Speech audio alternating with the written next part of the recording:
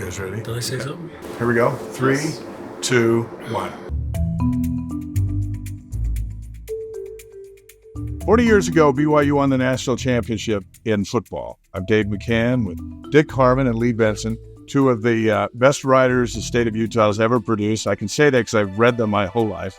In 1984, I'm a junior in high school. I read every word the two of you wrote, as did so many people in the state and across the country following this unique year at BYU. The 84 team, I think, was lucky because they weren't expected to do it. That 83 team with Steve Young, I think, most total offense yards in history. You could argue that was their best team. Their best team. Net to throw, throws it back to Young. Young touches the ball. They do score. So they didn't have this crushing amount of expectations on them. They weren't ranked when the season began. And then it just magically kind of began to roll. Kozlowski, we talked about him in the pregame. Look at the catch he makes. BYU comes out, and they've been doing this for years. Throw the football. Let's go to the press box. Pitt's number 3 in the country. ESPN's there for the first time. It's their first live college football game in the history of ESPN. Pitt's thinking about a national championship, not BYU. It's 3rd down and 4 at the 49-yard line of Brigham Young. BYU wins 20-14. And now the game's over and you're getting interviews. Is this the start of something special, or was this just one really good day? They began a tradition that game of getting together and putting their arms around each other and having prayer. And interesting enough, the guy that volunteered to give the first prayer was Louis Wong, who wasn't a member of the Church of Jesus Christ of Latter-day Saints. And he got up, said the prayer, and as maybe because of that, as a person who was outside the dominant faith in that room, in the locker room when everybody was together, it kind of clicked with them is that we're a brotherhood here. It doesn't matter where you came from. It doesn't matter what your background was. And I think as that team grew from a very inexperienced team, they just learned to depend on each other. And so that chemistry that they built and trusting each other became a fabric of that whole team.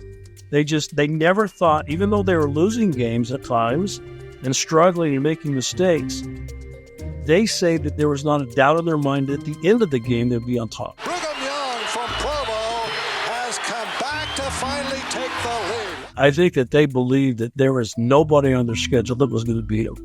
And it proved out to be true. And then Bosco turned into a very good quarterback. He did not play well in the Pittsburgh game.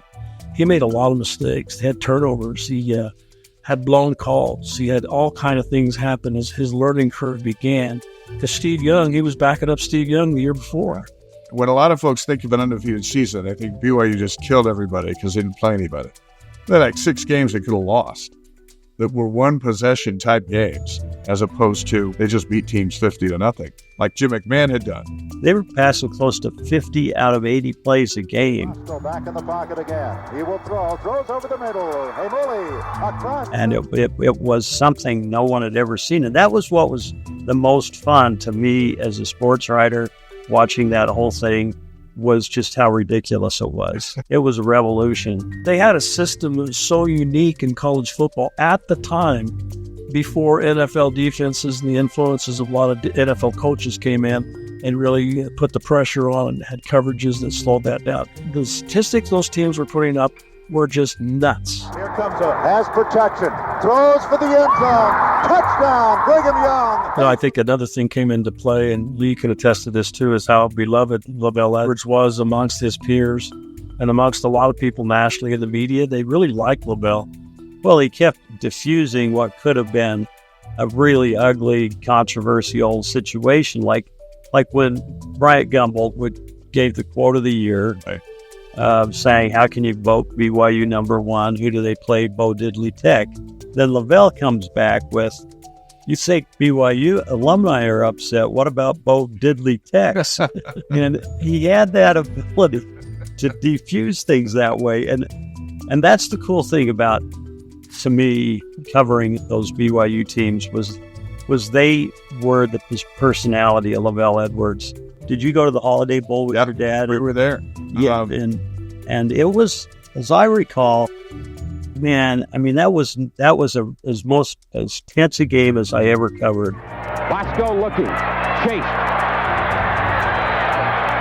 It's a touchdown. All you had to do was mention his name, Howard. I think Michigan helped make it different because they're like so much better. Even though Harbaugh was hurt, they were just going to come and take care of us. On behalf of all the big schools, we'll go and show them that they're not at our level. Yeah, Bo Schembechler was the coach, and they were this program that always was superior, and it looked dire. It looked like they were going to blow it right at the end. Robbie Bosco comes out of the locker room. Superman basically comes out and playing on one leg. He hurt both his knee and his ankle, and then proceeds to bring him back and to win that game. And that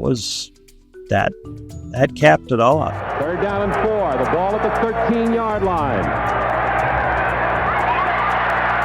Penalty markers fly. It is thrown in the end zone for a touchdown, but it is going to be a penalty against Michigan. I don't think they realized even then the biggest moment of was happening. In the last 25 years, I think there's 13 programs that have played for the national championship.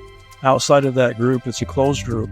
And what we see now in college football is the result of 1984, that will never, never happen again, that a team will make its way through all the things that they're going to throw up and make it to our championship game. BYU, where they are today as a program, is there a direct link to being on the map in 84?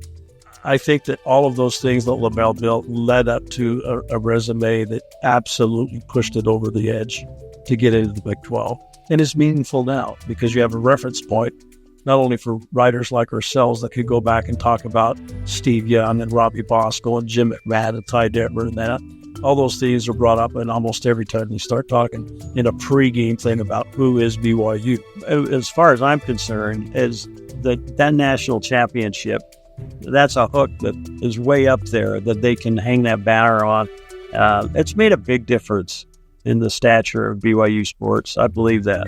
And talking to some of these players is just how good of guys they were and how much they loved each other. And there were a lot of NFL players that came off that team, I think over 20. They're good memories as you talk to these guys. Good stories, great stories. Mark Bellini, one of the receivers, told me that the relationships with his guys far outweighs the trophy that they won after all these years. And maybe you learn that in time, because in the moment it's, hey, we're number one. But over time, it's how did we get to number one and who did we get there with?